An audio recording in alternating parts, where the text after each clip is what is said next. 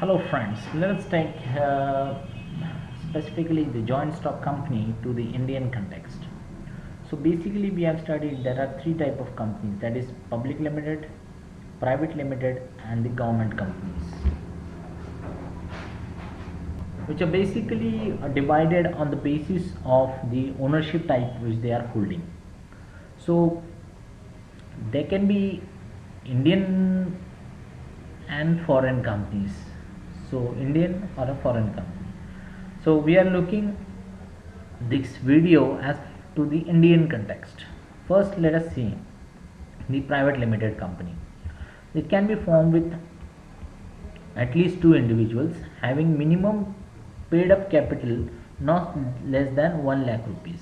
So if you have 1 lakh rupees, you can form a private limited company. So the membership, it cannot exceed 50.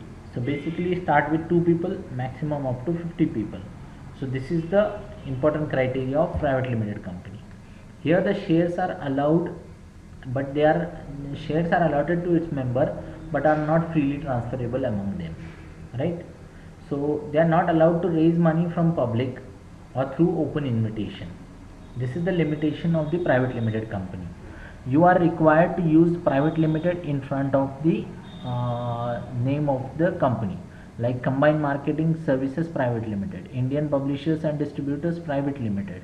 So you have to write, say for example, Sharma Private Limited company, Sharma Private Limited. So write your name of company here and you have to write private limited in front of the company. So what is the public limited company? Here minimum 7 to unlimited number of members you can collect, right? There is no restriction to maximum members. You can have paid up capital of minimum 5 lakh rupees is required for paid up capital, and the shares are freely transferable among the members. You can raise funds through general public or through open invitations, or you can accept the fixed deposits also for the company. So you have to write either public limited company or limited in front of the name of company. For example, Hindustan Motors India Limited, Steel Authority of India Limited, like Reliance India Limited. So here limited is always mentioned, Tata Steels Limited, so Jindal Powers Limited. So here word is limited in front of the company, which is actually the limited word is to be mentioned in front of the public limited companies. Now as far as the government companies are concerned, the government can be either state government or from the central government. They should hold the majority, more than 51% of the capital is held by the state government, and they are not less than 51% shareholding by the government. Can also be called by the government companies, actually provide control and management also lies with the help of government. So the management key persons are also are on the basis of the government jobs. So this is the government company. Example, Mahanagar MTNL, that is Mahanagar Telecom Nigam Limited, Bharat Heavy Electricals Limited. This is a very big company. You can have ONGC also, or you can have BSNL also, or you can have MSCB also, Maharashtra State Electric Board.